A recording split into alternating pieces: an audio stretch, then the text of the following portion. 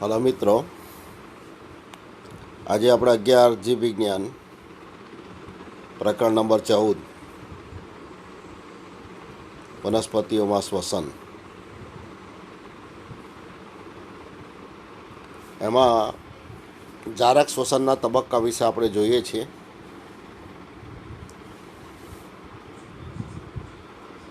જારક શ્વસન એટલે ઓક્સિજનની હાજરીમાં થાય છે.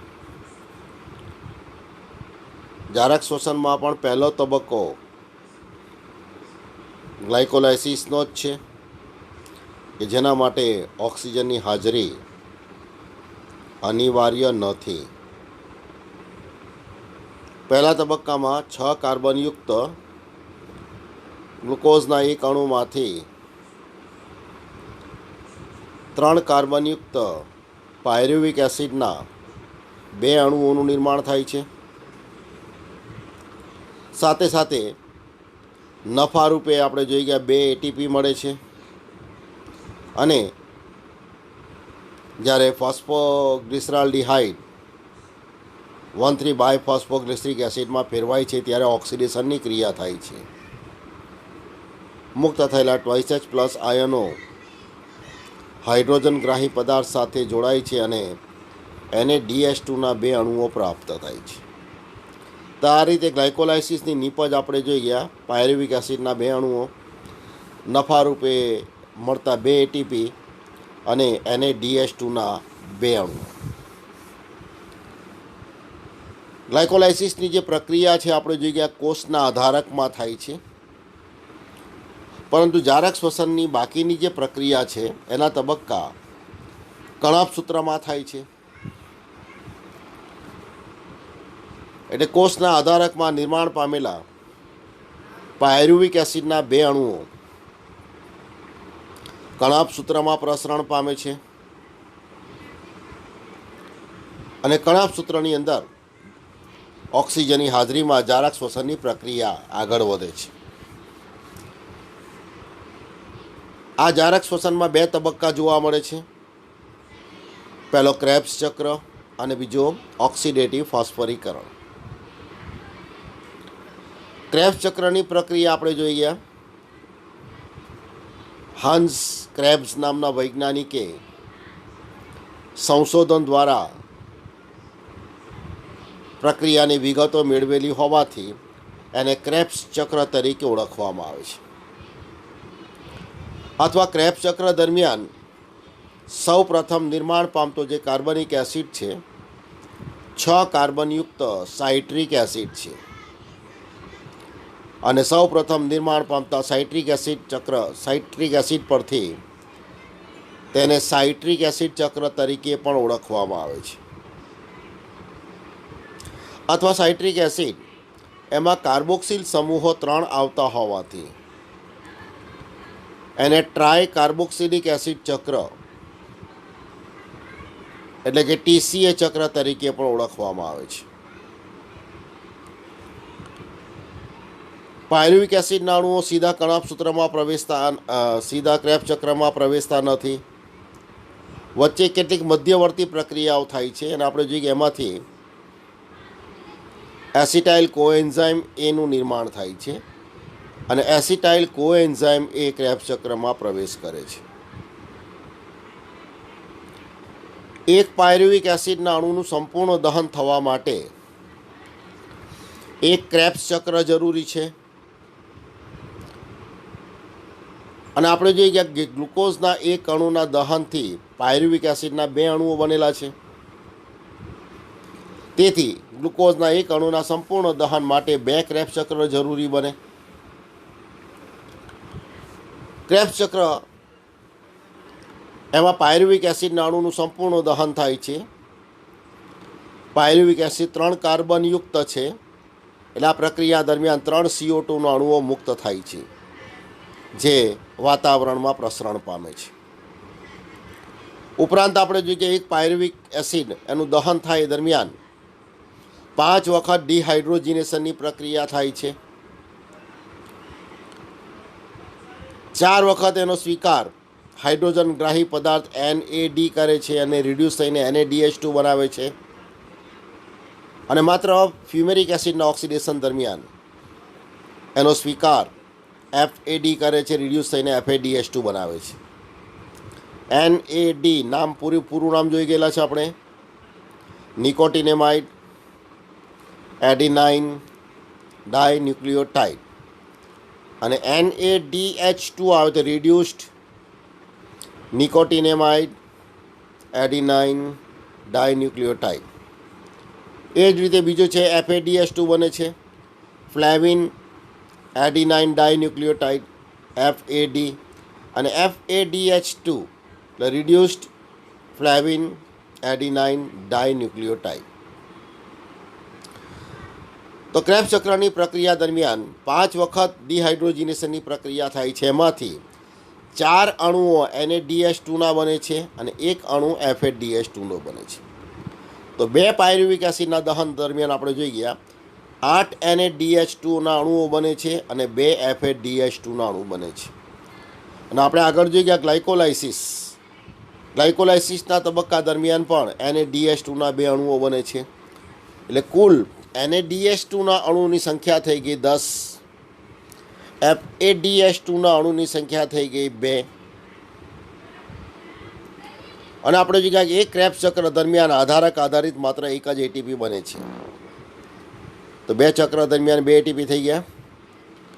હવે આ NADH2 અને FADH2 પાસે રહેલા ઇલેક્ટ્રોન અને હાઇડ્રોજનનું વાતાવરણમાંથી પ્રવેશેલા ઓક્સિજન સુધી વહન થાય એ દરમિયાન એમાંથી ATPનું નિર્માણ થાય છે અને અંતમાં પાણીનો અણુ બને છે. આમ ATPના નિર્માણ માટે ઓક્સિજનની હાજરી અનિવાર્ય હોવાથી એને ઓક્સિડેટિવ ફોસ્ફોરીકરણ તરીકે ઓળખવામાં આવે છે. અથવા NADH2 અને FADH2 પાસેથી જે ઇલેક્ટ્રોન મુક્ત થાય છે તે વિવિધ બીજાણુ વાહકો દ્વારા વહન પામે છે, એટલે એને ઇલેક્ટ્રોન પરિવહન તંત્ર તરીકે પણ ઓળખવામાં આવે છે. અથવા ઓક્સિજનની હાજરીમાં થતી ATPના નિર્માણની ક્રિયા છે, એટલે એને ઓક્સિડેટિવ ફોસ્ફોરીકરણ અથવા ઓક્સિડેટિવ ફોસ્ફોરાયલેશન તરીકે પણ ઓળખવામાં આવે છે.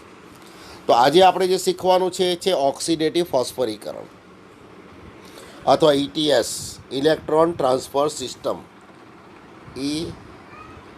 ETS ઇલેક્ટ્રોન પરિવહન તંત્ર અથવા ઇલેક્ટ્રોન ટ્રાન્સફર સિસ્ટમ. તો આ રીતે આપણે જોઈએ કે શ્વસન પ્રક્રિયા દરમિયાન ક્રેબ્સ ચક્રના તબક્કા અને ગ્લાયકોલાઇસિસ દરમિયાન NADH2 અને FADH2માં સંચય પામેલી ઉર્જા મુક્ત થાય છે અને એને ઉપયોગમાં લેવાય છે. અને આ ક્રિયા ત્યારે થાય જ્યારે તેઓનું ઓક્સિડેશન ETS તંત્ર દ્વારા થાય છે અને પાણીના નિર્માણ માટે ઇલેક્ટ્રોન O2ને પ્રાપ્ત થાય છે. આ ચયાપચયિક પથ કે જેના દ્વારા ઇલેક્ટ્રોન એક વાહકથી અન્ય વાહક તરફ જાય છે, એટલે એને ETS એટલે કે ઇલેક્ટ્રોન ટ્રાન્સફર સિસ્ટમ, ઇલેક્ટ્રોન પરિવહન તંત્ર તરીકે પણ ઓળખવામાં આવે છે. હવે જારક શ્વસનનો તબક્કો આપણે જોઈ ગયા કણાભ સૂત્રમાં થાય છે. એમાં પહેલો તબક્કો જે આપણે જોઈ ગયેલા ક્રેબ્સ ચક્ર. તો ક્રેબ્સ ચક્રની પ્રક્રિયા કણાભ સૂત્રમાં ક્યાં થાય છે? તો કણાભ સૂત્રના આધારકમાં અથવા મેટ્રિક્સમાં થાય છે. તો પછી આ ઓક્સિડેટિવ ફોસ્ફોરીકરણની ક્રિયા ક્યાં થાય છે? તો કણાભ સૂત્રની આપણે આંતરિક રચના શીખી ગયેલા કે એની દિવાલ 2 પટલની બનેલી છે, બાહ્ય પટલ અને અંતઃપટલ. અને અંતઃપટલ મેટ્રિક્સની અંદર પ્રવર્ધો સ્વરૂપે લંબાયેલ હોય છે, જેને આપણે અંતઃપ્રવર્ધો અથવા ક્રિસ્ટીના પટલ તરીકે ઓળખી ગયા. તો આ જે ઓક્સિડેટિવ ફોસ્ફોરીકરણની ક્રિયા કણાભ સૂત્રમાં ક્યાં થાય છે? ક્રિસ્ટીના પટલમાં, અથવા આપણે એને કહીશું અંતઃપટલમાં. તો આ રીતે ઓક્સિડેટિવ ફોસ્ફોરીકરણની ક્રિયા ક્રિસ્ટીના પટલમાં થાય છે અને ગ્લાયકોલાઇસિસ અને ક્રેબ્સ ચક્ર દરમિયાન બનેલા NADH2 અને FADH2 પાસે રહેલા ઇલેક્ટ્રોન અને હાઇડ્રોજનનું વહન વાતાવરણમાંથી પ્રવેશેલા ઓક્સિજન સુધી થાય છે આ દરમિયાન એટીપીનું નિર્માણ થાય છે અને અંતમાં પાણીનો અણુ બને છે. તો સૌ પ્રથમ આ ક્રિયા જોઈએ આપણે. તો સૌ પ્રથમ NaDH2 લઈએ આપણે. એ પોતાના ઇલેક્ટ્રોન અને હાઇડ્રોજન NADPને આપે છે. જોઈ શકીએ અહીંયા NADP પ્રથમ સંકુલ તરીકે આપણે એને ઓળખવામાં આવે છે અને એના માટે જરૂરી ઉત્સેચક છે NADP રિડક્ટેઝ. તો NaDH2 પોતાના ઇલેક્ટ્રોન અને હાઇડ્રોજન કોને આપે છે? NADPને આપે છે. પણ NADP શું કાર્ય કરે? તો એ 2 ઇલેક્ટ્રોનને ગ્રહણ કરી લે છે, પણ હાઇડ્રોજન છે H+ આયનો એ આધારકમાં જળવાય છે. H+ આયનો શું થાય? એ આધારકમાં જળવાય છે અને અંતમાં એ પાણીના અણુના નિર્માણમાં વપરાય. તો આ રીતે NADP રિડક્ટેઝ આ પ્રક્રિયામાં ભાગ લે છે. હવે NADP જે પ્રાથમિક ગ્રાહક છે, બરાબર છે, એ પોતાના એની પાસેથી ઇલેક્ટ્રોન ક્યાં જાય છે? તો બીજા ગ્રાહક પાસે યુબિક્વિનોન. તો અહીંયા આપણે જોઈ શકીએ. ત્યારબાદ આ ઇલેક્ટ્રોન અંતઃપટલમાં આવેલા યુબિક્વિનોન તરફ સ્થળાંતરિત થાય છે. ત્યારબાદ ઇલેક્ટ્રોન વિવિધ વાહકો દ્વારા વહન પામે યુબિક્વિનોન પાસેથી, પછી વિવિધ સાઇટોક્રોમ તંત્રમાં ઇલેક્ટ્રોન વહન પામે. જોઈએ આપણે સાઇટોક્રોમ B, સાઇટોક્રોમ C, અને અંત શૃંખલાના અંતમાં આવે છે સાઇટોક્રોમ A અને A3, જેને આપણે કહીશું સંકુલ નંબર 4. તો સાઇટોક્રોમ A અને A3 શું કરશે? એણે મેળવેલા આ 2 ઇલેક્ટ્રોન વાતાવરણમાંથી પ્રવેશેલા 1/2 O2 અને પેલા આધારકમાં જળવાયેલા H+ આયનો એનું સંયોજન કરીને એમાંથી પાણીનો એક અણુ બનાવે છે. અને આ દરમિયાન એટીપીનું નિર્માણ થાય છે. મુક્ત થતી શક્તિ એડિનોસાઇન ડાયફોસ્ફેટ સાથે જોડાઈને એટીપી બનાવે. તો અહીંયા આપણે જોઈએ, જ્યારે NADH2 પાસેથી ઇલેક્ટ્રોનનું વહન થાય તો અહીંયા પહેલો એટીપી બને છે અહીંયા. ત્યારબાદ એક એક સ્ટેપ છોડીને અહીંયા બીજો એટીપી બને છે અને છેલ્લે અહીંયા ત્રીજો એટીપી બને છે. તો NADH2 પાસેના ઇલેક્ટ્રોનનો વાતાવરણમાંથી પ્રવેશેલા O2 સુધીના વહન દરમિયાન 3 એટીપીનું નિર્માણ થાય છે. એટલે એક NADH2ના અણુના ઓક્સિડેશનને કારણે કેટલા એટીપીનું નિર્માણ થયું? 3 એટીપીનું નિર્માણ થયું. અને એક NADH2ના ઓક્સિડેશનને અંતે પાણીનો એક અણુ મળે. તો આ રીતે કુલ ગ્લાયકોલાઇસિસ અને ક્રેબ્સ ચક્ર દરમિયાન 10 NADH2ના અણુઓ બનેલા છે. તેમાંથી કેટલા એટીપી અને કેટલા પાણીના અણુઓ બનશે? તો એક NADH2 એના ઓક્સિડેશનને પરિણામે 3 એટીપી અને એક પાણીનો અણુ. તો એક NADH2માંથી એક પાણીનો અણુ, તો 10 NADH2માંથી 10 પાણીના અણુ બનશે. અને એક NADH2ના ઓક્સિડેશનને કારણે 3 એટીપી બને, તો 10માંથી કેટલા બનશે? 30. તો 30 એટીપી આ રીતે બને. તો આ રીતે NADH2નું ઓક્સિડેશન જોઈએ. હવે આપણે જોઈએ કે જ્યારે સાઇટ્રિક એસિડ ચક્રમાં સક્સિનિક એસિડનું ઓક્સિડેશન થાય એ દરમિયાન FADH2 પણ બને છે. FADH2નું અણુ પણ બને છે. એક જ અણુ બને છે FADH2. આ FADH2 પોતાના ઇલેક્ટ્રોન અને હાઇડ્રોજન NADPને આપતા નથી, પણ આપણે જોઈ શકીએ એ યુબિક્વિનોનને આપે છે. અહીંયા આ ઇલેક્ટ્રોન કોને મળે છે? યુબિક્વિનોનને. અને પછી આપણે જોઈએ તે મુજબ તો યુબિક્વિનોન શું કરશે? 2 ઇલેક્ટ્રોન ગ્રહણ કરશે અને H+ આયનો આધારકમાં જળવાશે. હવે યુબિક્વિનોન પાસેથી પછી cytochrome B, cytochrome C, cytochrome A અને A3 પાસેથી ઇલેક્ટ્રોનનું વહન થશે. અને સાઇટોક્રોમ A અને A3 શું કરશે? પોતે મેળવેલા 2 ઇલેક્ટ્રોન વાતાવરણમાંથી પ્રવેશેલા 1/2 O2 અને આધારકમાં જળવાયેલ H+ આયનનું સંયોજન કરીને પાણીનો અણુ આપે. તો આ દરમિયાન આપણે જોઈએ કે આ એક પહેલો જ નંબરનો જે એટીપી છે એ બનતો નથી, કારણ કે યુબિક્વિનોન પછી ઇલેક્ટ્રોનનું વહન થાય છે. તો એક FADH2નું જ્યારે ઓક્સિડેશન થાય છે ત્યારે એમાંથી એક પાણીનો અણુ અને 2 એટીપી બને છે. તો હવે FADH2ના કેટલા અણુ બનેલા છે બે ક્રેબ્સ ચક્ર દરમિયાન? 2. તો આ રીતે FADH2ના ઓક્સિડેટિવ ફોસ્ફોરીકરણને કારણે 4 એટીપી બને છે અને 2 પાણીના અણુ બને છે. તો આ રીતે ઓક્સિડેટિવ ફોસ્ફોરીકરણની પ્રક્રિયાને પરિણામે બનતા એટીપીની સંખ્યા કેટલી થઈ ગઈ? તો આપણે જગ્યાએ NADH2ના 10 અણુ છે, એનું આ રીતે ઓક્સિડેશન થાય તો 10 તરી 30 એટીપી બનશે. અને FADH2ના 2 અણુ છે, એકમાંથી 2, 2માંથી 4 બને. તો NADH2ના ઓક્સિડેશનથી બનતા એટીપી 30 વત્તા FADH2ના ઓક્સિડેશનથી બનતા એટીપી 4, એટલે કુલ ઓક્સિડેટિવ ફોસ્ફોરીકરણને કારણે બનતા એટીપીની સંખ્યા થઈ ગઈ 34. હવે આમાં જોવાની ખાસ છે કે FADH2 તો ક્રેબ્સ ચક્ર દરમિયાન જ બને છે, પણ જે 10 NADH2ના અણુ છે બધા જ ક્રેબ્સ ચક્રમાં બનતા નથી. તો 10 NADH2ના અણુઓ ક્યાં ક્યાં બને છે એની ગણતરી પણ યાદ રાખવાની છે, કારણ કે નીટમાં એમાંથી પ્રશ્ન પૂછાય છે.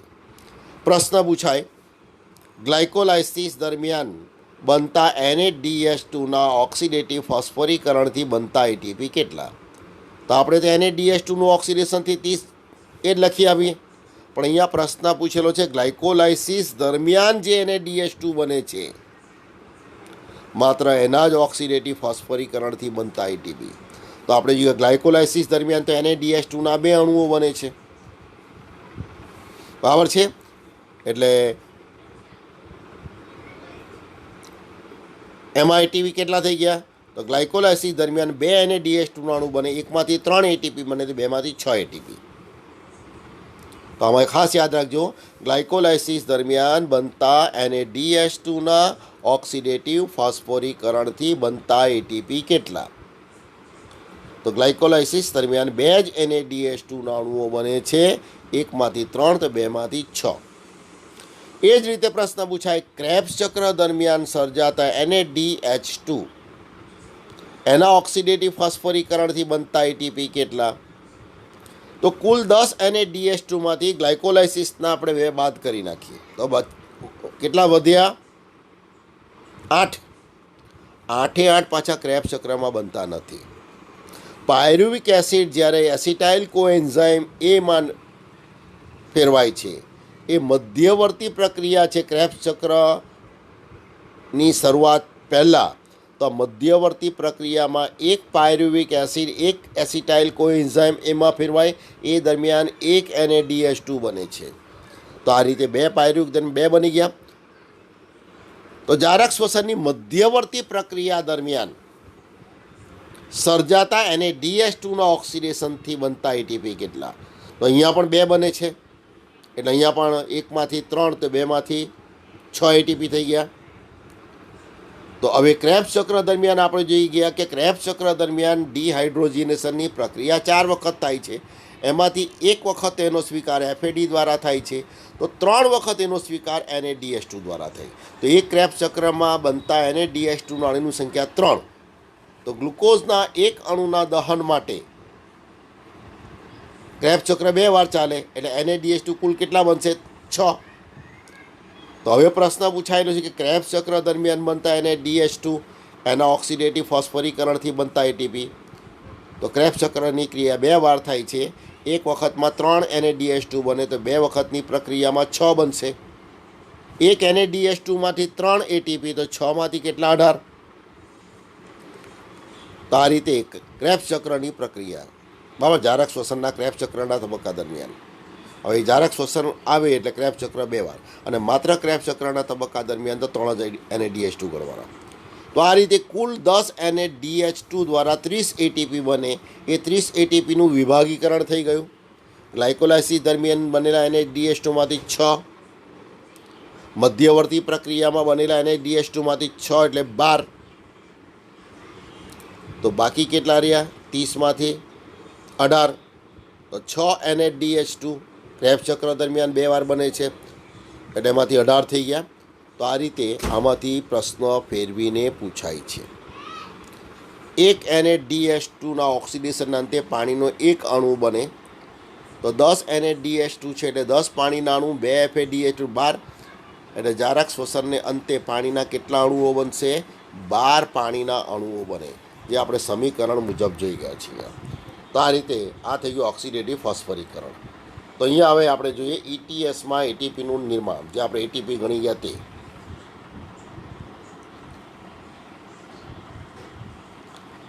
તો જ્યારે ઇલેક્ટ્રોન પરિવહન શૃંખલામાં એક વાહકથી બીજા વાહક શૃંખલા, એટલે શૃંખલા 1 થી 4 આપણે જોઈ ગયા. NADPથી સંકુલ છે ત્યાં પહેલું સંકુલ, અને સાઇટોક્રોમ A અને A3 એટલે ચોથો સંકુલ પસાર થાય ત્યારે એટીપી સિન્થેટેઝ ઉત્સેચકમાંથી યુગ્મિત થઈને એડીપી તેમજ અકાર્બનિક ફોસ્ફેટ દ્વારા એટીપીનું નિર્માણ કરે. એટલે જવાબદાર ઉત્સેચક કયો? એટીપી સિન્થેટેઝ. તો આ દરમિયાન સંશ્લેષિત થનાર એટીપીના અણુઓની સંખ્યા કોના પર આધાર રાખે? દાતા કોણ છે? પેલા NADH2 ને FADH2. તો અહીંયા જોઈ શકીએ આપણે કે NADH2ના એક અણુના ઓક્સિડેશનથી એટીપીના કેટલા અણુ બને છે? 3. તો એક NADH2માંથી 3, તો અહીંયા 10 NADH2 છે ગુણ્યા 3 બરાબર 30 એટીપી થઈ ગયા. જ્યારે FADH2ના એક અણુમાંથી એટીપીના કેટલા અણુ બને? 2, તો 2 FADH2